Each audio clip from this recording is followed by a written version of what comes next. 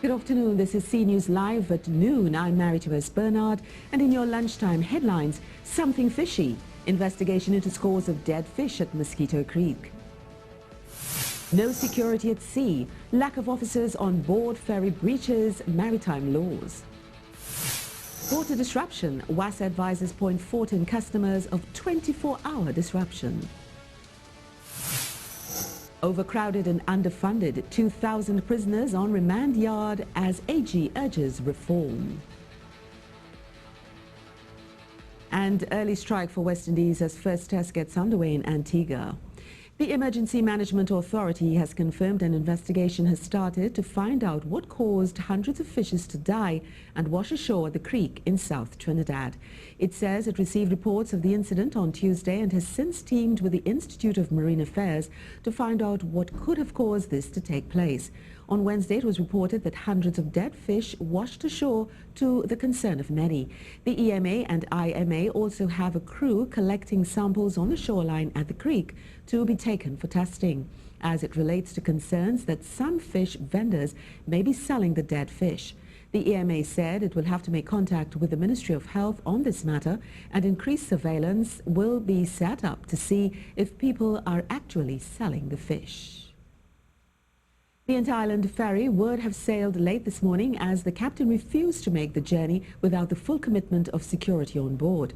We are told management at the port had recently taken the decision not to have security on the vessels. However, the only local ferry captain said he will not allow that. One of the port security explained the situation.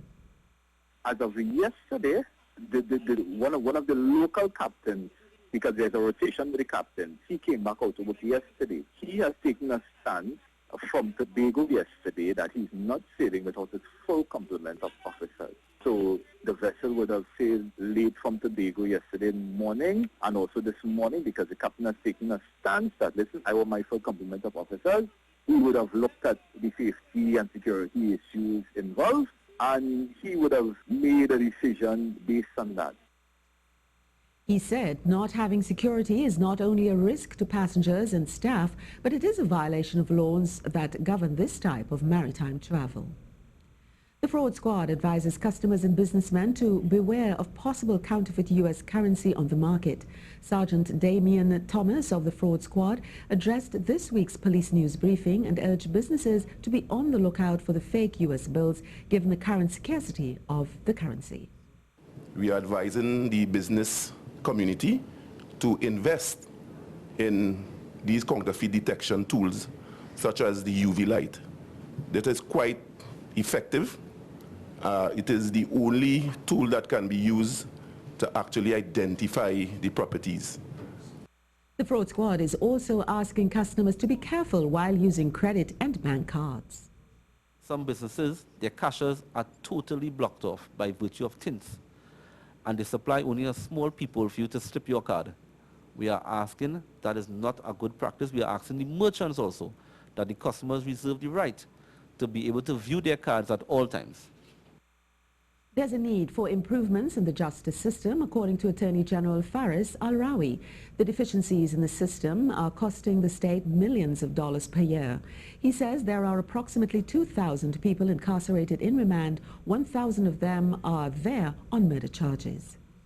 Justice delayed is not only an injustice, but it is extremely expensive for the taxpayers. We spend $80 million a year in transporting prisoners up and down to get to court. Putting in a remand video conferencing facility, which is afoot right now, is an obvious improvement to saving money. He says the capacity for criminal trials is extremely scarce, and it is hindered because of counsel of choice. So when accused come before the court, they say, my lawyer is Brandon Primus, and Brandon Primus is in 14 other matters, and the trial can't start. Which is why we are moving to a public defender's system by amending the Legal Aid and Advice Authority, so that after you have had 3 shots at your lawyer appearing, you get a competent counsel appointed to you to start the trial.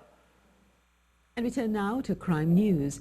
The man who was found dead at Poinsetta Drive, Morvan, has been identified as Christopher Simeon. The 26-year-old lived at Maracas, St. Joseph. His body was discovered in an area identified as a boundary line.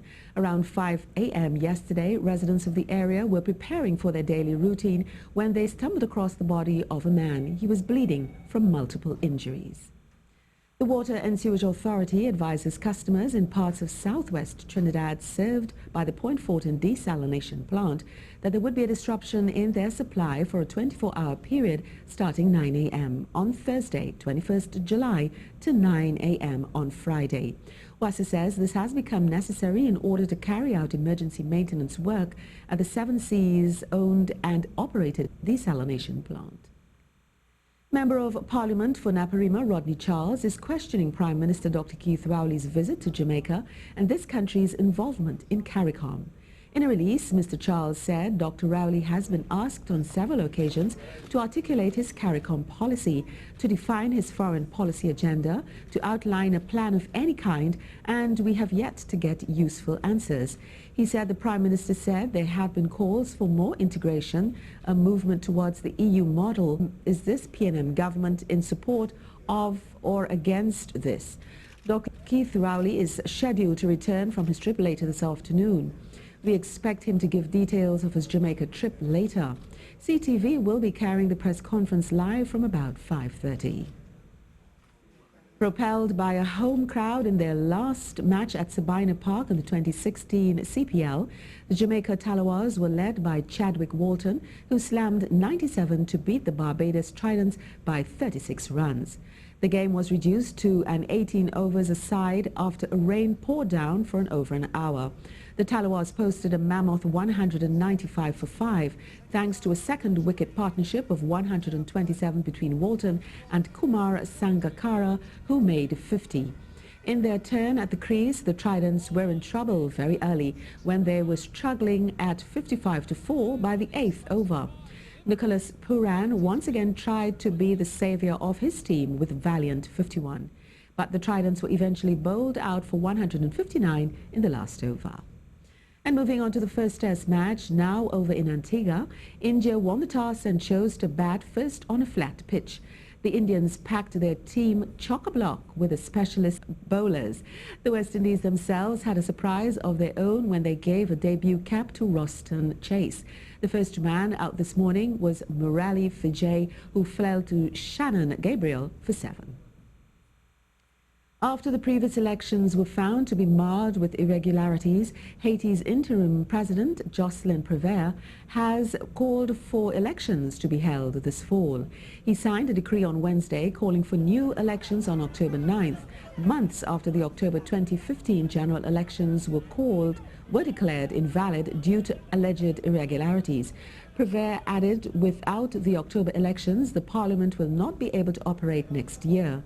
He announced that the elections will cost US $55 million and urged everyone to participate in the elections for the continuation of democracy in Haiti. Federal police in Brazil have arrested 10 members of a group alleged to be preparing acts of terrorism during the Olympic Games. The authorities said they were no members of so-called Islamic State but had tried to make contact with the group. The arrests were made in the southern state of Parana. They came just over 2 weeks before the Olympic Games get underway in Rio de Janeiro. Justice Minister Alexandre Moraes told a news conference that all those arrested were Brazilian. An emergency cabinet meeting has been called. Patches of cloud will interrupt the sunshine at times with light or moderate showers in a few areas this afternoon. There is the risk of an afternoon thundershower, generally clear night with brief showers in a few areas. The maximum temperature is 34 degrees. Thanks a lot for staying with us. Do join us again later this afternoon for our news updates.